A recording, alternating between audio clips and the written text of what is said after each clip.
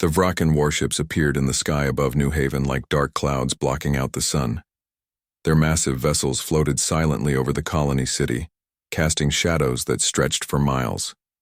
People on the streets stopped walking and stared upward, their faces filled with fear and confusion. Captain Dae-hyun stood in the command center of the Colonial Defense Station, watching the screens with growing dread. He had read the reports from other worlds. He knew what the Vraken Empire did to civilizations that stood in their way. Dozens of alien species had tried to fight back over the past 300 years. All of them had failed. All of them had been conquered or destroyed. The communication panel beeped. A harsh, clicking voice came through the speakers.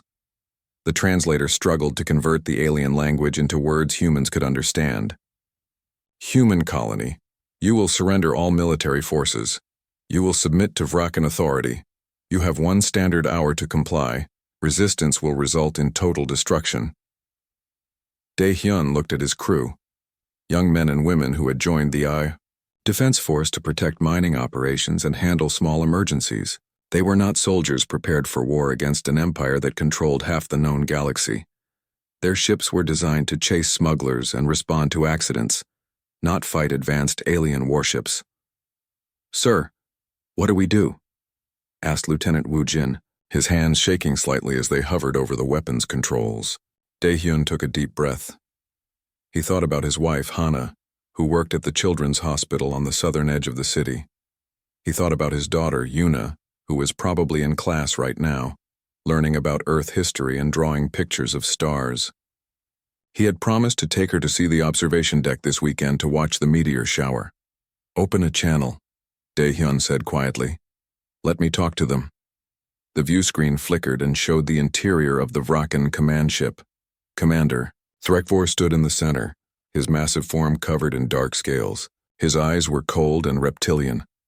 Behind him, rows of Vraken soldiers stood at attention, their weapons gleaming under harsh lights. "I am Captain Dae-hyun of the New Haven Colonial Defense Force," he began, keeping his voice steady. "We are a peaceful colony. Most of our people are civilians, families, children. We have no quarrel with your empire. If you need resources or supplies, we can negotiate." Threkvor made a sound that might have been laughter. "Humans do not negotiate with the Vraken. You submit or you die. These are the only choices. We have given this option to 47 species before you. Some chose submission and survived. Others chose death and were erased. Choose wisely, human." Dae-hyun's jaw tightened. "I need time to evacuate civilians. Give me 6 hours. We will move people away from military installations. Then we can discuss terms." "You have 1 hour," Threkvor repeated. "The time began when we arrived. You now have 42 minutes remaining." The screen went dark. Dae-hyun immediately activated the emergency broadcast system. His voice carried to every screen and speaker across the colony. "This is Captain Dae-hyun. We are under threat from an alien military force. All civilians must evacuate immediately. Priority evacuation for children, elderly, and medical facilities. This is not a drill. Move to the transport stations in an orderly manner. Defense Force personnel, begin evacuation protocol Alpha." Chaos erupted across New Haven. People ran from their homes, grabbing what they could carry. Parents rushed to schools to collect their children. The streets filled with crowds pushing toward the transport stations. At the children's hospital, Hana received the alert while checking on a young boy recovering from surgery. She looked out the window and saw the Vraken ships hovering overhead. Her blood ran cold. She immediately began organizing the medical staff. "We need to move every patient who can be moved," she said firmly. "Get the mobile beds ready. Call for emergency transports. The children who cannot walk will need to be carried." Nurse Sumi nodded and began giving orders to the other staff members. "What about the ones in critical condition? The ones on life support?" Hana's hands clenched into fists. "We take them too. We take everyone. No one gets left behind." Down the hallway, 7-year-old Yuna sat with a group of younger children in the play area. She had come to the hospital after school because her mother's shift ended late today. When the alarm started ringing, the younger children began crying. Yuna stood up and clapped her hands together. "It's okay. she said with more confidence than she felt. My mom works here. She'll make sure we're safe. Let's play a game while we wait. We'll pretend we're explorers going on an adventure. The younger children looked at her with wide, frightened eyes. But they trusted her. Yuna was the oldest. Yuna knew things. They held hands and formed a line behind her. Back at the command center, Dae-hyun watched the countdown timer. 20 minutes left. The evacuation was not moving fast enough. Thousands of people were still in the city. The transport ships could only hold so many. He made a decision that broke his heart. All Defense Force ships are to land immediately and load civilians, he ordered. Strip out all weapons and equipment. Convert cargo bays to passenger space. Every ship becomes an evacuation vessel. Sir, that leaves us defenseless, Woojin protested. We're already defenseless against them, Dae-hyun replied quietly. But maybe if we show we're not a threat, they'll show mercy. Maybe if we cooperate, they'll let the civilians go. He was wrong. When the hour ended, Threkfor did not wait for a response. The first blast came from orbit, striking the Colonial Defense Station. The explosion lit up the sky like a second sun. Dae-hyun's last thought before the impact was of Yuna's smile. The defense station was destroyed in seconds. 3 other military installations followed. Then Threkfor ordered his forces to cease fire. It was not mercy. It was calculated. He wanted the humans to see their defenses destroyed. He wanted them to feel hopeless.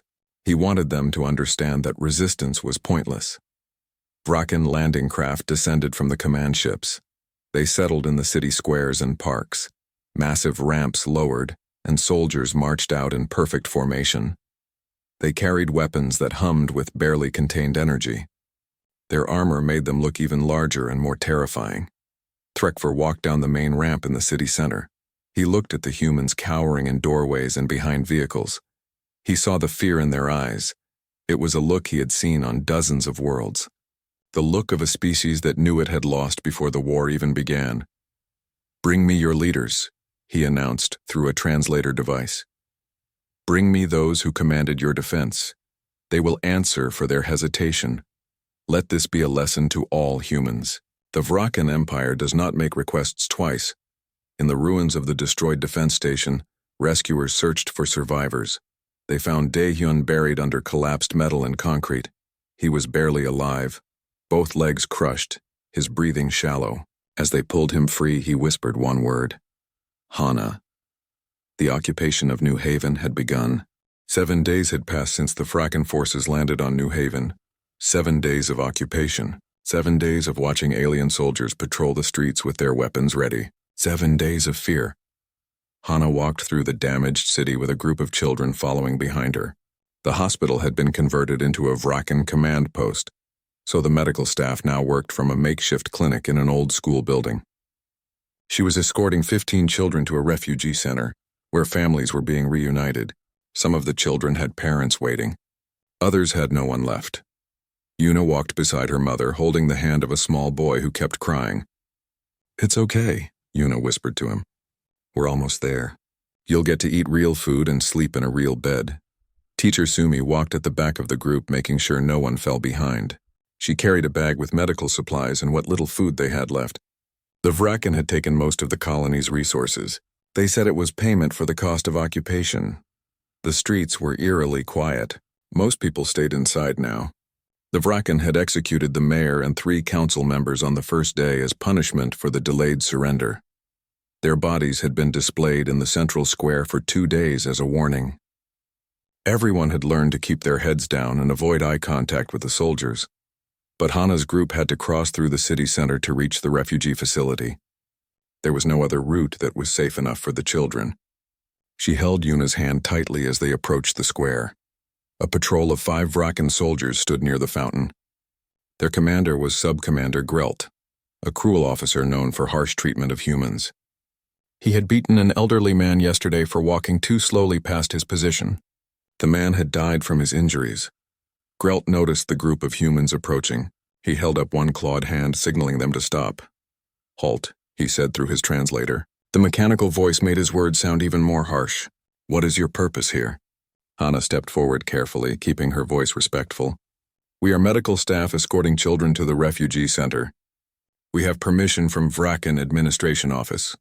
Grelt looked at the children with disgust. In Vraka culture, weakness was shameful. Children were seen as weak until they proved themselves in combat. The sight of humans protecting their young disgusted him. It confirmed his belief that humans were a pathetic species. Permission means nothing, Grelt said. I am authority here. You will demonstrate proper respect to Vraken Empire. All of you will kneel. You will pledge submission. Even these weak offspring. Hana's heart began to race. She slowly knelt down on the hard pavement. Children, please kneel down, she said softly, trying to keep the fear out of her voice. Do what the officer says. Most of the children knelt immediately, confused and frightened, but the youngest ones did not understand. A 3-year-old girl started crying louder. A 5-year-old boy clung to Sumi's leg, refusing to let go. Grelt's eyes narrowed. He saw this as defiance. Yuna was trying to help the smaller children kneel down when Grelt stepped toward her. She looked up at the massive alien soldier towering over her. Every instinct told her to run, but she thought about what her father would do. Her father was brave. Her father was a captain. He always said that protecting others was the most important thing. She stood up straight even though her legs were shaking.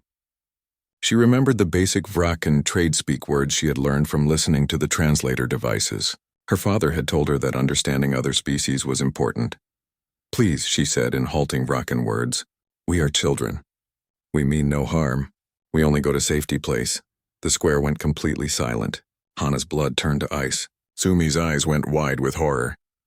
Grelt stared at the small human girl who dared to speak to him, who dared to stand while he had ordered kneeling, who dared to address him directly without showing proper submission.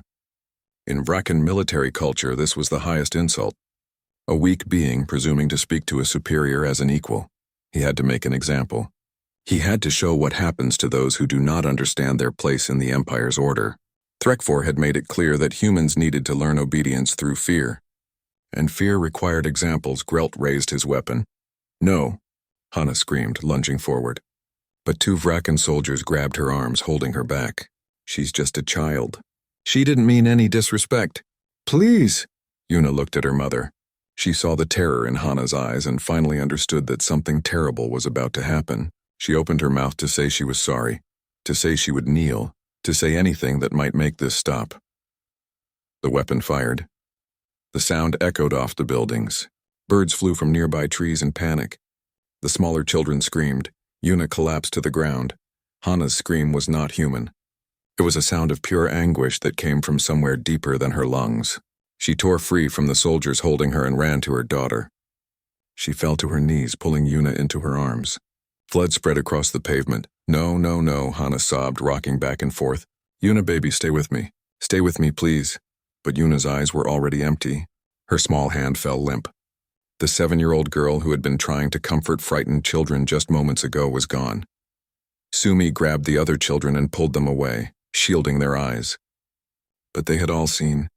They would all remember. The youngest ones were screaming. The older ones stood frozen in shock. Grelt lowered his weapon, satisfied. This is the price of disrespect, he announced. Let this human's death teach you all. Obedience is not optional. It is survival.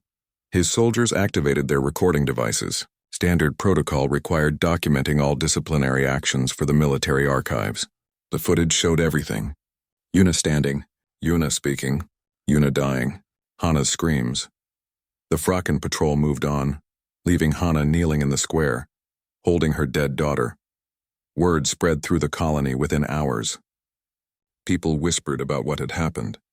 They shared the details in hushed voices. By nightfall, every human on New Haven knew the name Yuna. They knew she had been 7 years old. They knew she had been trying to protect younger children. They knew she had been murdered for speaking. Underground communication networks sent the information to other colonies. Within a day, every human settlement across 12 worlds had heard the story. Someone had managed to access the Vraken recording devices and steal the footage. It spread through illegal data channels, passed from ship to ship, colony to colony. On Earth, billions of people watched the video of a small girl being killed for asking for mercy. In a military hospital, Daehyun was recovering from his injuries when a nurse told him the news. He asked her to repeat it, certain he had misunderstood. When she showed him the footage, something inside him broke and reformed into something colder, and harder than it had been before. In her office at the New Haven Refugee Center, Sumi sat with the children she had been escorting. They kept asking when Yuna was coming back. She did not know how to answer them. In his command ship above the colony, Threkfor reviewed Grelt's report. He marked it as routine disciplinary action and filed it away. He had more important concerns. The human colony was secured. His forces would move to the next target soon. One dead child meant nothing in the scope of Empire. He did not know that he had just made the worst mistake in Fracken history. He did not know that humans were not like the other species. The Empire had conquered. He did not know that. Some acts are so unforgivable that they change everything that comes after. The galaxy was about to learn what happens when humanity stops being civilized. The footage reached Earth on a Tuesday morning.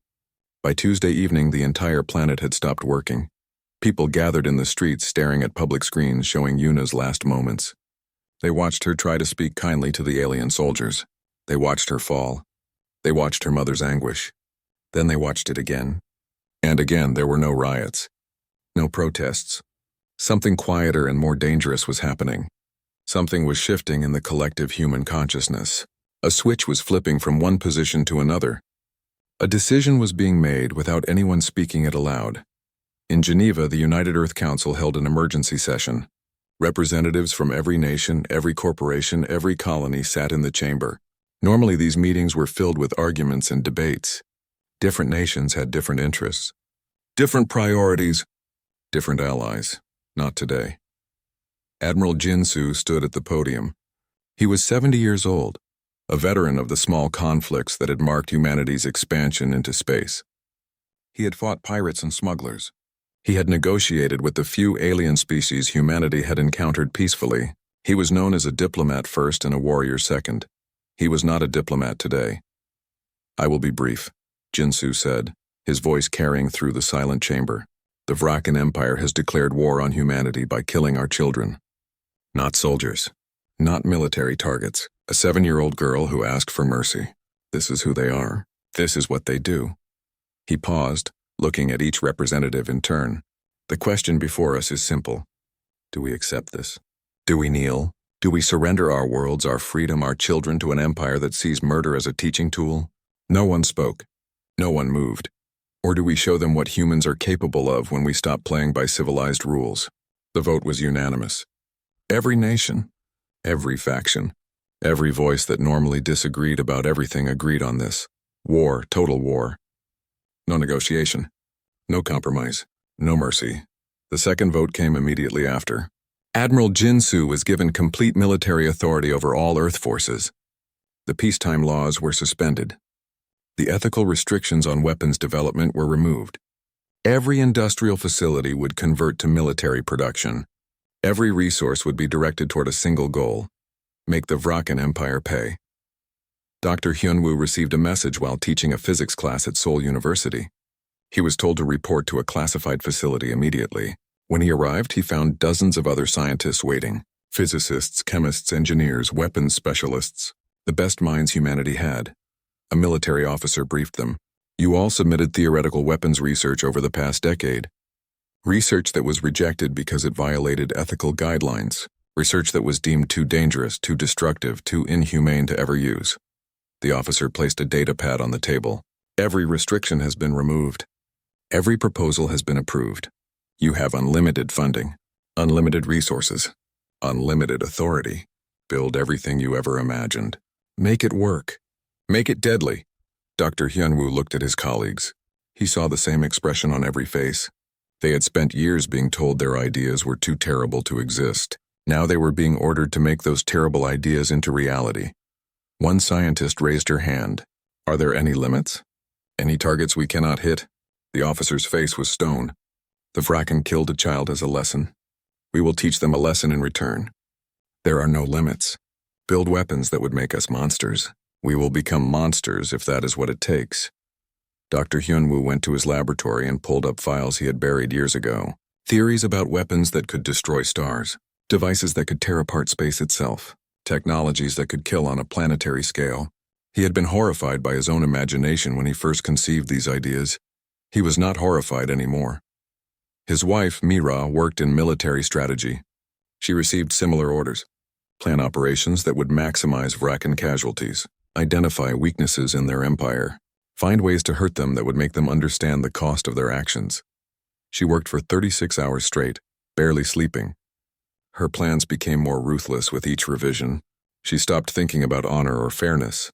Those concepts belonged to a humanity that no longer existed. The new humanity had one purpose: make the enemy suffer. On New Haven, in a Vrakan prison, Daehyun sat in a cell with 40 other human prisoners. Most were soldiers from the defense force. Some were civilians who had resisted in small ways. All of them had heard about Yuna. They did not know she was Daehyun's daughter. He had not told them. He could not speak about it without his voice breaking. But they saw something in his eyes. Something cold and calculating. Something that scared even them. "Captain," whispered a young soldier named Woo Jin, who had survived the attack on the defense station. "What do we do?" How do we fight back with nothing? Daehyun looked around the cell. He studied the walls, the door, the guard patterns. He had been observing everything since his arrival. "We do not need weapons to hurt them," he said quietly. "We need information. We need to understand how they think, how they organize, what they fear." "Do they fear anything?" another prisoner asked. "Everything fears something," Daehyun replied. "We just need to find it, and when Earth sends forces to liberate this colony, we need to be ready to help. We need to survive until then, and we need to make every day of occupation cost them something." The prisoners began to organize.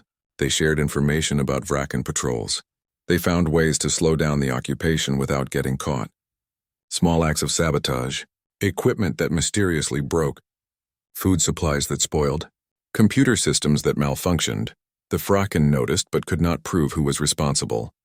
They increased security. They executed some prisoners as examples. But the resistance continued quietly, carefully, patiently. 3 weeks after Yuna's death, the United Earth government sent a message to the Vrakan Empire. It was not a plea for negotiation. It was not a surrender. It was a simple statement: return our dead. Leave our worlds. You have 1 week to comply. If you do not, we will come for you. And when we arrive, we will show you what humans do to those who harm our children. Threkfor read the message from his command ship and laughed. He had conquered 47 species. He had destroyed civilizations far more advanced than these humans. They had 12 small colonies and 1 homeworld. The Vrakan Empire controlled 300 star systems and commanded fleets that numbered in the thousands. "Send this response," he told his communications officer.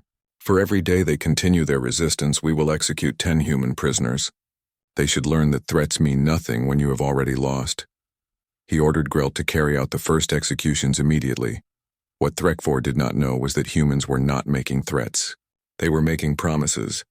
And they were preparing to keep those promises in ways the galaxy had never seen. Military shipyards across Earth worked around the clock. New vessels rolled out every day. Not exploration ships or trade vessels, warships, battle cruisers, carriers loaded with fighters. Every design pushed the limits of human technology. Every weapon system was built without safety restrictions. Dr. Hyunwoo completed his first prototype. The null field generator, a device that could disrupt neural patterns in Vrakan biology specifically. It would cause pain first, then paralysis, then death. It was clean, efficient, and absolutely horrifying in its precision. He tested it on captured Vrakan technology and biological samples. It worked perfectly. He felt nothing when he saw the results. No guilt, no hesitation. He simply moved on to the next project. Mira finalized the operational plans. Strike teams, infiltration units, psychological warfare divisions. Every branch of the military received new orders. Forget everything they had learned about honorable combat. Forget the rules of war. This was not war. This was extermination. The week passed. The Vrakan did not leave human worlds. Instead, Threkfor executed 70 human prisoners. He broadcast the footage to show humans the cost of defiance. It was the last peaceful week the Vrakan Empire would ever. No, Admiral Jinsu stood on the bridge of the flagship Justice as the combined Earth fleet prepared to launch. 5,000 warships, 200,000 fighters, 1 million soldiers, and weapons that had never been tested in real combat. "All ships report ready," his tactical officer reported. Jinsu looked at the view screen showing Earth below, his homeworld, the birthplace of humanity, a planet that had known war and peace, joy and sorrow, creation and destruction. He thought about a 7-year-old girl who had tried to be brave, who had tried to help others, who had been killed for showing kindness. "Take us to New Haven," he ordered, "and may whatever gods are watching have mercy on the Vraken. Because we will not." The fleet jumped to faster-than-light travel. The war had begun. The Battle of New Haven lasted 4 hours. The Vraken expected it to last 4 days. Admiral Jinsu's fleet arrived at the edge of the system and immediately began the assault. There was no warning, no demand for surrender, no attempt at communication. The human warship simply opened fire with everything they had. The Vraken orbital defense stations were destroyed in the first 30 minutes. Their weapon systems had not been designed to face this level of concentrated firepower.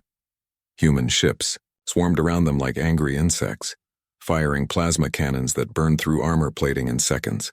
Threck4 watched from his command ship in disbelief. The humans were fighting with a fury he had never witnessed. They did not maneuver defensively. They did not try to minimize casualties. Ship after ship charged directly at Vraken vessels, firing until either the enemy was destroyed or they were. "They are fighting like animals," one of his officers said, horror in his voice. "They do not care if they die." "No," Threck4 replied slowly. "They care only that we die." A human destroyer rammed a Vraken cruiser at full speed. Both ships exploded in a ball of white fire. Before the debris stopped moving, 3 more human ships moved through the wreckage to attack the next target. Threck4 ordered a retreat. His fleet broke orbit and prepared to jump to faster-than-light speed. But the humans had anticipated this. Human ships were waiting at every jump point. The Vraken fleet was trapped. On the surface of New Haven, Dae-hyun and the other prisoners heard the sounds of battle overhead. Explosions lit up the sky like lightning. Vraken guards ran through the prison facility, shouting orders in their harsh language. "They are here," Woo-jin whispered, his eyes wide with hope. "Earth came for us." Dae-hyun stood and moved to the cell door. The electronic lock was flashing red. The power grid was failing. He slammed his shoulder against the door once, twice, 3 times. On the 4th impact, the weakened lock broke. "Everyone out," he ordered. "Find weapons. Free the other prisoners. This is our chance." They poured out of their cells and overwhelmed the distracted guards. Within minutes, the entire prison facility was under human control. Dae-hyun found a communication terminal and sent a signal to the human fleet. "This is Captain Dae-hyun. Prison facility secured.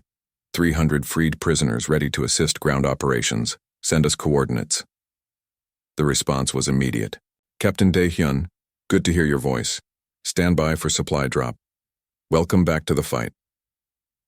Crates of weapons and armor descended from the sky on emergency pods. The freed prisoners armed themselves and moved into the city. They knew the terrain. They knew where the Vraken had set up their command posts. They attacked from inside while the fleet attacked from above. The Vraken ground forces tried to organize a defense, but they were surrounded. Human soldiers dropped from assault ships wearing armor that made them look like metal giants. They moved through the streets with methodical precision, clearing every building, every bunker, every position. Grelt commanded one of the defensive positions. He had 30 soldiers under his command and heavy weapons mounted on the rooftops. He was confident they could hold against the human ground forces. Then he saw what the humans had brought with them. A massive armored vehicle rolled down the street toward his position. It was covered in reactive armor plating and bristled with weapon systems. Grelt ordered his soldiers to fire everything they had at it. Plasma bolts and energy weapons struck the vehicle from all sides. It did not slow down. The vehicle's main cannon fired once. The building Grelt was using as cover simply ceased to exist. The explosion threw him 20 meters through the air. He landed hard, his armor cracked, his body broken. Human soldiers surrounded him. One of them pulled off his helmet. It was Dae-hyun. Grelt tried to speak, to demand proper treatment as a prisoner of war. But Dae-hyun simply stared at him with empty eyes. "You killed my daughter," Dae-hyun said quietly. "Many die in war," Grelt rasped, blood filling his mouth. "This is the way of empire. The strong survive. The weak," he never finished the sentence. Dae-hyun's weapon fired once. The street fell silent except for the distant sounds of battle. New Haven was liberated in 4 hours, but the war was just beginning. The human fleet did not celebrate. They immediately prepared for the next operation. Admiral Jinsu studied tactical maps showing Vrakan territory, 300 star systems, thousands of installations, millions of Vrakan soldiers. "Where do we strike next?" his tactical officer asked. "Everywhere," Jinsu replied. "We hit every system at once. We give them no time to organize, no time to prepare. We show them that humanity is not a force they can defeat. We are a catastrophe they must survive." The human military strategy was unlike anything the galaxy had seen. They did not try to conquer territory. They did not hold positions. They simply destroyed Vrakan military assets and moved on. Shipyards burned, supply depots exploded, communications networks went dark. Dr. Hyunwoo's weapons were deployed with devastating effect. The null field generator was installed on missiles that could be fired from orbit. When they detonated above Vrakan military bases, every Vrakan within the field range collapsed, their nervous systems overloaded. Human ground forces could then move in without resistance. Other species in the galaxy watched in horror and fascination. The Vrakan Empire had seemed unstoppable, but humanity was tearing through their defenses like they were made of paper. News spread of battles where humans used tactics considered too extreme, too brutal, too costly in lives. Lieutenant Wu Jin led a special operations team on a mission that would have been considered suicide before the war. They flew small, fast ships directly into the heart of a Vrakan fortress system. Each ship was loaded with experimental explosives developed by Dr. Hyunwoo's team. "You understand the mission?" Admiral Jinsu asked them before they launched. "You will not be able to escape. The explosions will destroy everything within 10,000 kilometers." Wu Jin nodded. "We understand, sir. But every Vrakan military installation we destroy saves human lives. That is what matters." 12 ships launched. 12 ships reached their targets. 12 artificial supernovas bloomed in space. 12 Vrakan military complexes ceased to exist. 12 teams of human pilots died instantly. Their names were added to a memorial that grew longer every day. Mira coordinated psychological warfare operations. She released footage of Yuna's death to every species in the galaxy. She made sure everyone saw what the Vrakan had done. She made sure everyone understood why humanity was fighting. Then she released footage of human operations, videos of human soldiers fighting with absolute determination, images of Vrakan installations burning, recordings of human commanders explaining their mission in simple terms. "They killed our children. Now they will pay." The effect was calculated and brutal. Some species began questioning their alliances with the Vrakan. Others stayed neutral, afraid to involve themselves. A few smaller civilizations started planning their own rebellions. The Vrakan Empire was fracturing. In his fortress on Vrakan, Prime, the supreme commander of the Vrakan Empire, studied the reports with growing alarm. Humanity had been dismissed as weak, as insignificant, as easily conquered. That assessment had been catastrophically wrong. "How many systems have we lost?" he asked his advisors. 47, Supreme Commander. The same number of species we have conquered over 3 centuries. The humans seem to have chosen that number deliberately. The Supreme Commander's claws tapped against his throne. "Send an offer of negotiation, offer them territory, resources, reparations for their dead." The message was sent. The human response arrived within hours. No. One word. No explanation. No counteroffer. Just a simple rejection. The war continued. Human fleets pushed deeper into Vrakan territory. They were taking casualties. Thousands of human soldiers had died. Hundreds of ships had been destroyed. But for every human loss, the Vrakan lost 10 times more. Dr. Hyunwoo completed his ultimate weapon. The null field generator had been scaled up. The new version could affect an entire planet. Every Vrakan on the surface would die within minutes of activation. It was genocide in a single device. He presented it to Admiral Jinsu without emotion. "This is what you asked for. A weapon that can end this war immediately. We can deploy it on Vrakan Prime. Their entire civilization would collapse." Jinsu looked at the device. It was small, barely larger than a suitcase. Such a tiny thing to hold so much death. Prepare it for deployment, he ordered. We will give them one more chance to surrender. If they refuse, we will use it. Colonel Tae-jin received orders to command the fleet that would deliver the weapon to Vraken Prime. His crew would include Medical Officer Hana. She had volunteered for every mission since New Haven was liberated.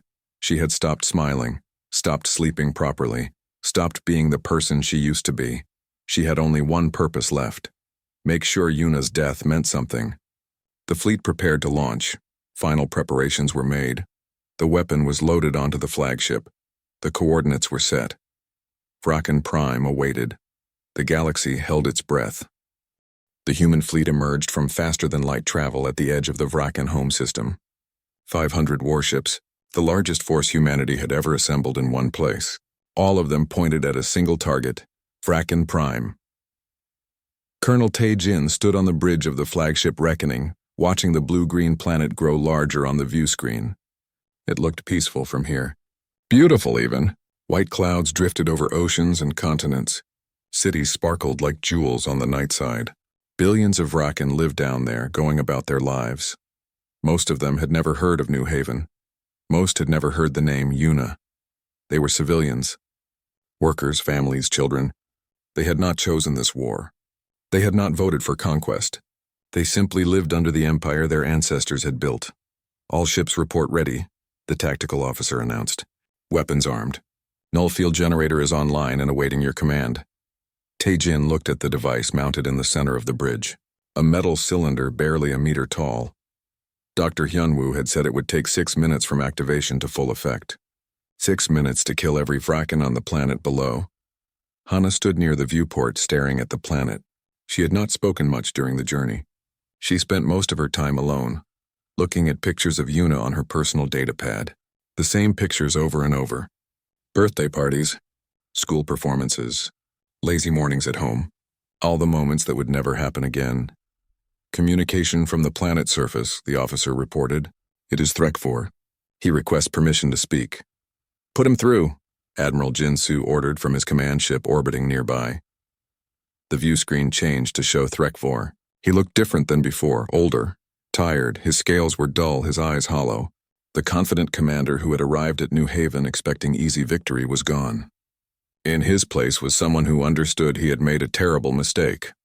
Admiral Jinsu, Threkfor began. I come to offer the surrender of the Vraken Empire. Complete and unconditional. We will withdraw from all conquered territories. We will pay any reparations you demand. We will submit to any terms. Please show mercy. Mercy, Jinsu repeated, his voice flat. You ask for mercy? Did you show mercy to a 7-year-old child who asked the same thing? Threkfor bowed his head. I take full responsibility for the actions of my forces. I have already executed Subcommander Grelt for his crime. But I understand this is not enough. I offer myself for execution. Take my life. Take the lives of every officer who participated in the occupation. But please spare my people. They are not soldiers. They are families. Like yours. On the bridge of the Reckoning, Tae-jin looked at his crew. He saw young men and women who had volunteered to carry out what might be the largest act of killing in galactic history. They were ready. They were willing. But he could see the doubt in some of their eyes. Sir, the tactical officer said quietly, the weapon is ready. On your order, we can activate it. Tae-jin's hand moved toward the control panel. He thought about all the humans who had died. All the soldiers who had sacrificed themselves. All the families torn apart by Vraken cruelty. Justice demanded that the Vraken pay. The dead deserved vengeance, but then he heard a voice, soft and tired and full of pain. Wait. Everyone turned to look at Hana. She was still staring at the planet, but her hand was pressed against the viewport as if she could reach through and touch it. What did you say? Tae-jin asked gently. Hana's shoulders began to shake. Tears ran down her face. When she spoke, her voice broke on every word. If we do this, we become them. We become the monsters who kill children to make a point. We become everything we are fighting against. They killed Yuna, someone said. They killed thousands of humans. They deserve this. They do deserve it, Hana agreed, turning to face the crew. Her face was wet with tears, but her eyes were clear. They deserve to die. Every single one of them. I want them to suffer like I have suffered. I want them to feel what I felt when I held my daughter's body. I want them to know what it is like to lose everything. She walked to the null field generator and placed her hand on it. But Yuna would not want this. She tried to show them kindness. She tried to protect younger children. She tried to be brave and good even when she was scared. If we killed billions to avenge her, we are saying her kindness meant nothing. We are saying that cruelty wins, that there is no difference between us and them. The bridge was completely silent. Admiral Jinsu's voice came over the communication channel. Hana, no one would blame you if you wanted to activate that weapon. You have earned the right to vengeance. I have earned nothing, Hana said, her voice stronger now. Yuna earned the right to grow up, to go to school, to fall in love, to have children of her own. That was taken from her, but killing more children, Fracken children, will not give her those things back. It will just create more mothers like me. She looked at Taijin. There are children down there. I know there are. Children who do not understand war or empire or conquest. Children who just want to play and learn and be loved. If we kill them to teach a lesson, we become the same as Grelt. We become the same as every cruel empire that came before us. Taijin stood frozen, his hand still hovering over the controls. Every fiber of his being wanted to press the button, wanted to end this, wanted to make the Vraken pay for everything they had done. But Hana was right. He knew she was right. Stand down, he ordered quietly. Deactivate the null field generator. Sir? The tactical officer asked, uncertain. Stand down, Taijin repeated louder this time. We are not activating the weapon. Admiral Jinsu's voice came through again. All ships, new orders. Prepare for occupation operations. We will take control of Vraken Prime and all major Vraken military installations. We will dismantle their war machine. We will bring their leaders to trial. But we will not commit genocide. Humanity will win this war without becoming monsters. Some ships in the fleet protested. Some commanders argued that mercy was weakness, but the order stood. The weapon was deactivated and secured. Vraken Prime was occupied within days. Threkfor was arrested and brought to trial for war crimes. The evidence against him was overwhelming. He was executed 6 months later, along with 47 other senior Vraken officers who had participated in atrocities against conquered species. But the Vraken people were spared. Their military was disbanded. Their government was reformed. The species they had conquered were freed and given support to rebuild their worlds. Daehyun was reunited with Hana after the occupation was complete. They held each other for a long time without speaking.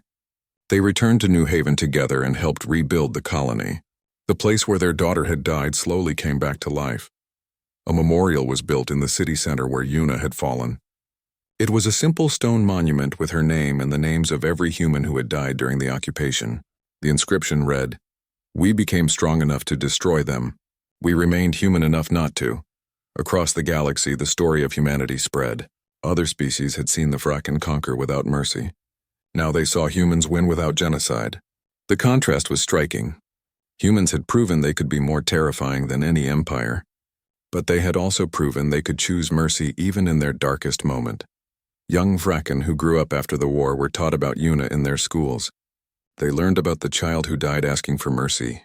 They learned about the mother who stopped a genocide. They learned that one act of cruelty can start a war, but one act of compassion can end it with honor. Years passed. New Haven thrived.